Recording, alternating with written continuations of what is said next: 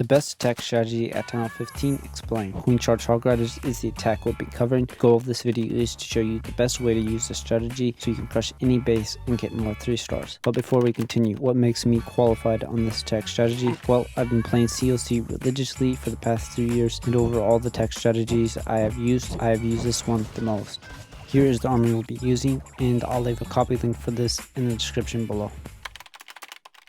First, we're going to want to start with our queen charge, so we're going to deploy it up here on the top side, then all 5 healers, then a Cocoon to test for any seeking air mines, and the main goal of our queen charge is going to be to get great value and take out the enemy CC. So in this case, I'm going to deploy the flame thlinger right behind her, and that is because there's not much any other place for the flame thlinger because of the coverage of these expos on this base. So the flame thlinger should be able to take out this eagle, so that's why I'm not breaking into this compartment with our queen. Instead, I'm going to let her walk down on the side of this base, and then I'm going to break open up this scattershot compartment, and so I'm going to funnel out in front of her with our king, and looks like our queen should step into this compartment, and this way she'll be able to pull the enemy CC and get great value by taking out this scattershot in this whole compartment. And in this case, doesn't look like there's any enemy CC, but if there was, we would poison that up and rage our queen as needed. And we're just going to want to watch our queen's HP, make sure that is up, and if it isn't, we're going to need to rage her up, and just mainly make sure we get the healers in that rage spell because that's the main benefit. We did not take the town hall down. We're going to want to do that first thing, and we're going to want to do that with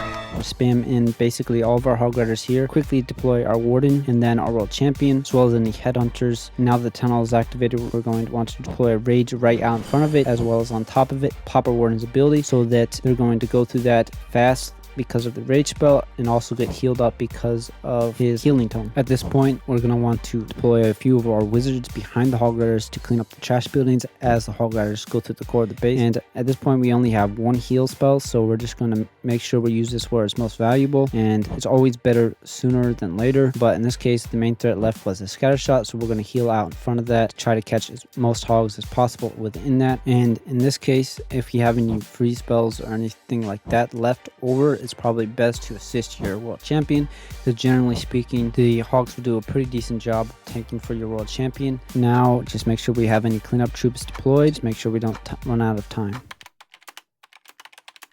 Something you may want to try is taking only 2 healers in your army camp, then deploying your queen directly facing a high value defense, popping her ability, and that'll spawn 3 healers. That is assuming you have the healer puppet equipped on your queen. This is a great way to save space in your army camp, but keep in mind, if you're going to be using your queen's ability right off bat, you want some kind of equipment paired with the healer puppet to get great value, and I think one of the best options is the giant arrow.